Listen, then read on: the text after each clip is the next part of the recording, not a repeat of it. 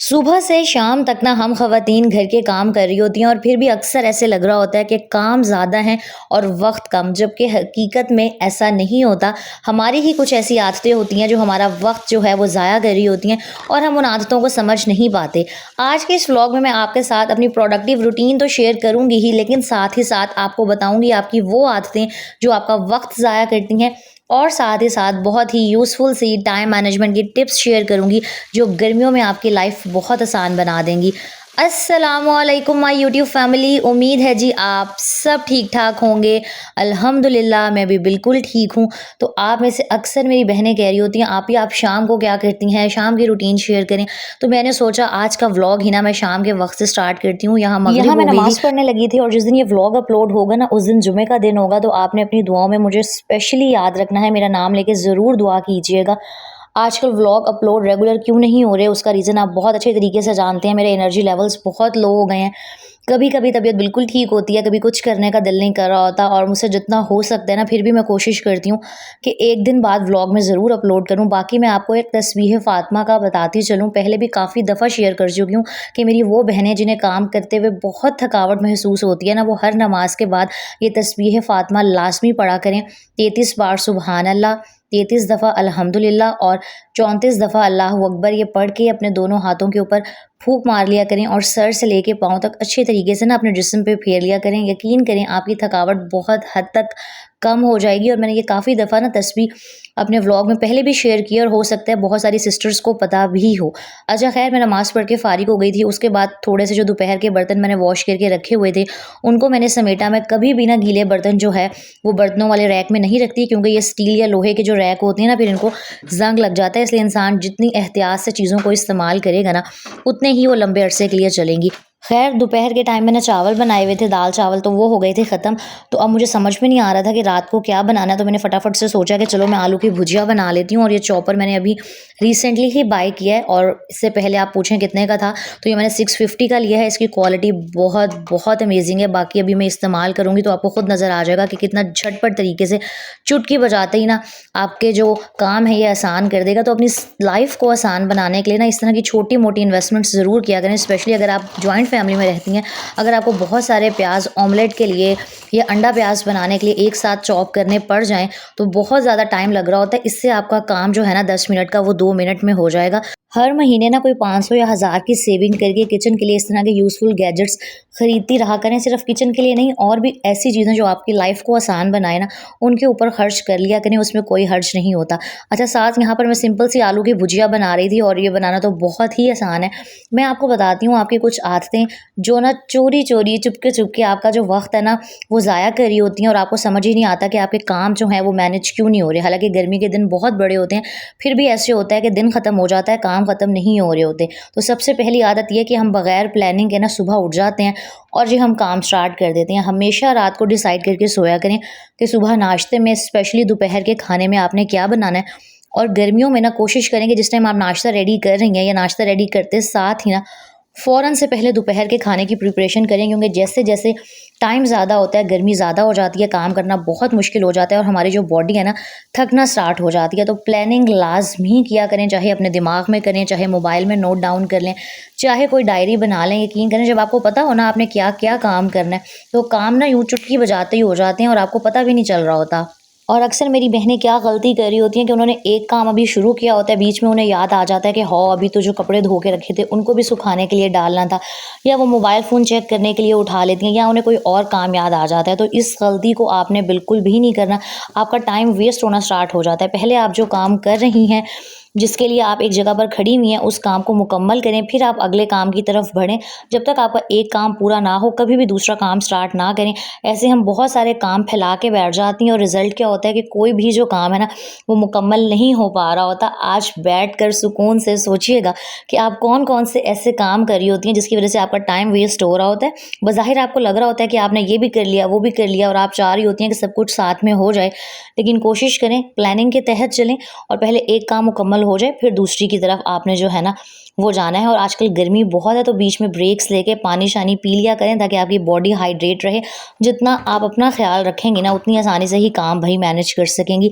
यहाँ जी फटाफट से ना मैंने मसाला भूनने के लिए रख दिया था। हल्के से मैंने प्याज जो थे ऑयल में सौते कर लिए थे और उसमें थोड़ा सा ज़ीरा डाल दिया था और टमाटर हरी मिर्चें कट करके ऐड कर दी थी। वही नमक, लाल मिर्च, पिसा हुआ धनिया, हल्दी ऐड की थी और थोड़ी देर इसको मैंने ना मसाले को पका लिया था। आलू ऐड किए थे और जी मैंने ना भुजिया को दम पे रख दिया था और साथ ही मैंने ना फटाफट यहाँ रोटियों की तैयारी स्टार्ट कर दी थी। अब जितनी देर में मेरी रोटियां बननी थी ना उतनी देर में जो आलू की भुजिया थी उसने भी रेडी हो जाना था। तो ये होती है स्मार्ट टाइम मैनेजमेंट।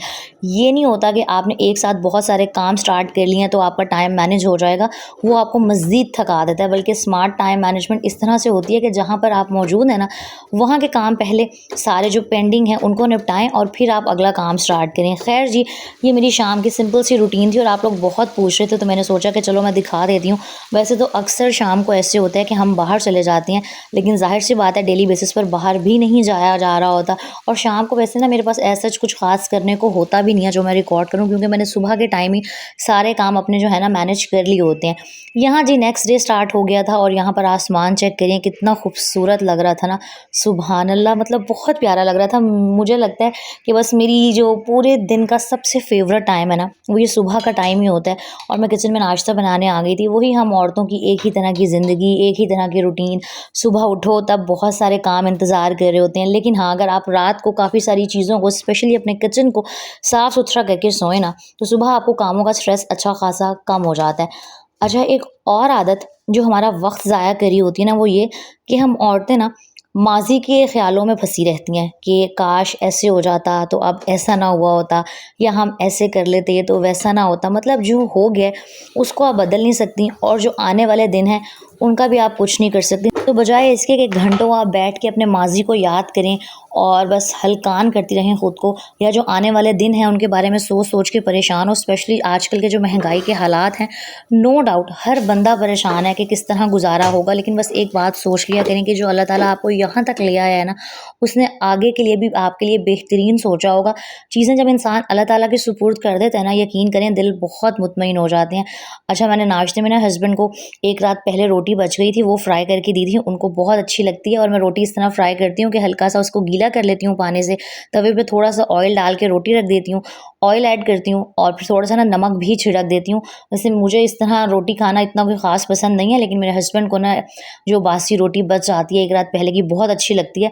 तो इस तरीके से ना आप लेफ़्ट ओवर चीज़ों को घर में स्मार्टली यूज़ करके अपने पैसों की भी बचत कर सकती हैं। खैर, नाश्ते से फ्री होते ही मैं रूम में आ गई थी और पहले मेरे, अब जैसे मेरे पास 2 रूम्स हैं तो मैं एक की क्लीनिंग कर लेती हूँ, फिर मैं किचन में जाके किचन के काम जो दोपहर के खाने वगैरह के होते हैं।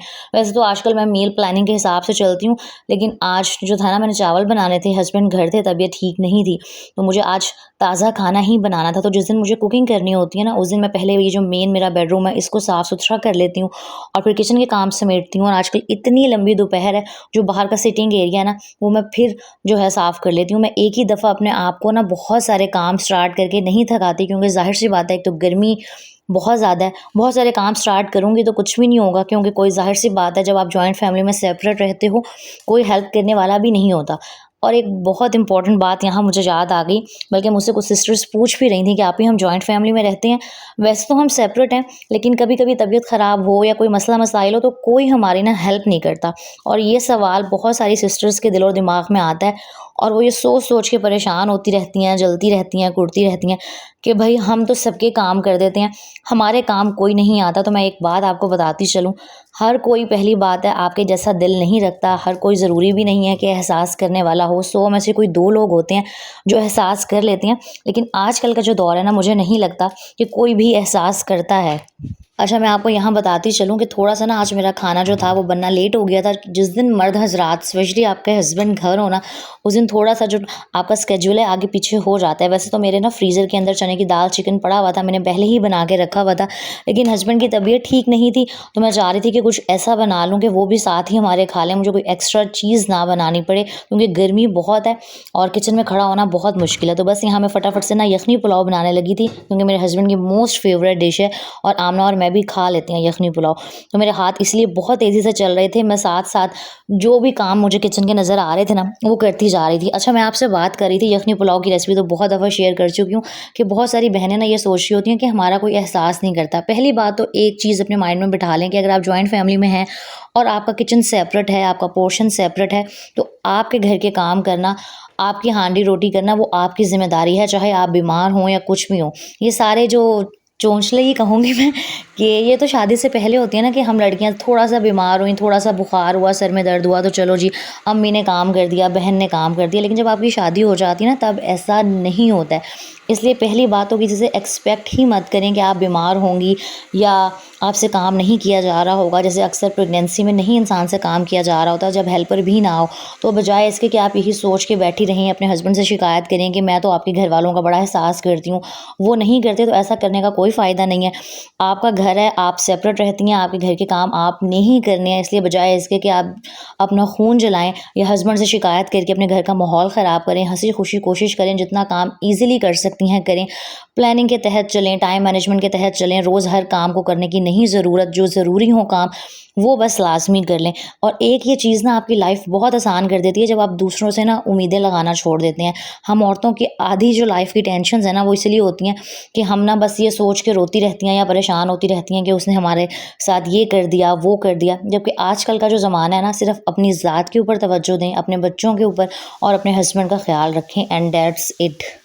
और यहाँ आपने देखा होगा कि कैसे ना मैंने फटाफट से जो यखनी पुलाव का सारा मसाला था उसको भी रेडी कर लिया था। मैंने रायता भी बना लिया था क्योंकि मुझे पता था भाई कि हस्बैंड को भी भूख लगी हुई है, मुझे खुद को भी भूख लगी हुई थी। और अक्सर ऐसे हो जाता है, आप जितना मर्ज़ी प्लान कर लें, अक्सर चीज़ें प्लान के अकॉर्डिंग नहीं चल पा रही होती। कभी कोई ना कोई आ जाता है, कभी तबीयत बीच में डाउन हो जाती है, कभी कुछ हो जाता है, कभी कुछ हो जाता है। तो बस आपने पैनिक नहीं करना, सुकून से रह के। और सबसे ज़रूरी चीज़ कि अक्सर मैंने देखा है कि ख़वातीन घर के काम तो कर रही होती हैं लेकिन ना बस सर से उतार रही होती हैं। तो जब तक आप सर से उतारने वाला काम करेंगी ना, यकीन करें ना तो आपको काम करके मज़ा आएगा, ना ही आपका घर साफ़ होगा। और एक लास्ट बात जो मैं कहती चलूँ, जो मुझे लगता है बहुत सारा वक़्त ज़ाया करती है औरतों का, ये जो हमसाएदारियाँ होती हैं। मैं ये नहीं कह रही लोगों से ना मिलना छोड़ दें, बातें करना छोड़ दें, लेकिन मैंने अपने आस-पास अपने मोहल्ले में ऐसी औरतें देखी हैं जो सुबह-सुबह ना गेट में खड़ी होके घंटों बातें कर रही होती हैं और उनका सारा काम वैसे का वैसे पड़ा होता है, उन्हें कोई टेंशन नहीं होती।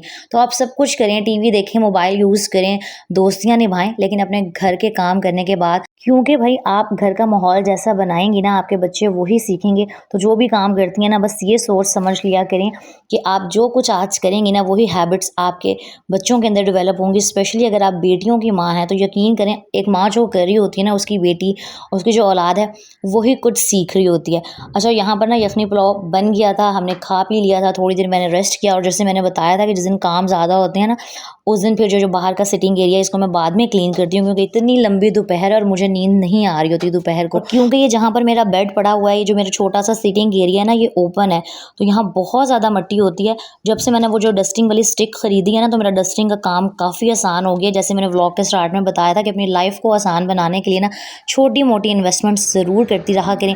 बाकी इस तरीके से ना हर काम मेरा अल्हम्दुलिल्लाह मैनेज हो जाता है। कल का व्लॉग आपने मिस नहीं करना। वैसे तो आपने मेरा कोई व्लॉग मिस नहीं करना होता, लेकिन कल का जो व्लॉग है ना मेरी वो बहनें जो माँ बनने वाली हैं स्पेशली पहली दफ़ा, उनके लिए बहुत हेल्पफुल होगा। बहुत ही यूज़फुल सी टिप्स मैं आपके साथ शेयर करूँगी। थोड़ी बहुत जो मैंने शॉपिंग की थी घर की और बेबी की, वो सब आपके साथ बताऊँगी कि आपने किन किन बातों का ना शॉपिंग करते हुए ख्याल रखना है। तो कल का व्लॉग बहुत इन्फॉर्मेटिव होगा, आज का भी इन्फॉर्मेटिव है क्योंकि मुझे पता है हम औरतों की ज़िंदगी में ना बहुत सारी हमारी अपनी ही ऐसी आदतें होती हैं जिसकी वजह से हमारा वक्त ज़ाया हो रहा होता है और हमें पता नहीं चल रहा होता। तो आज बैठ के सोचिएगा कि कौन सी आदतों की वजह से आप अपना टाइम वेस्ट कर रही होती हैं। वीडियो को लाइक, कमेंट एंड शेयर कर दीजिएगा। अपना बहुत सारा ख्याल रखिएगा। इंशाल्लाह कल मिलेंगे। अल्लाह हाफ़िज़।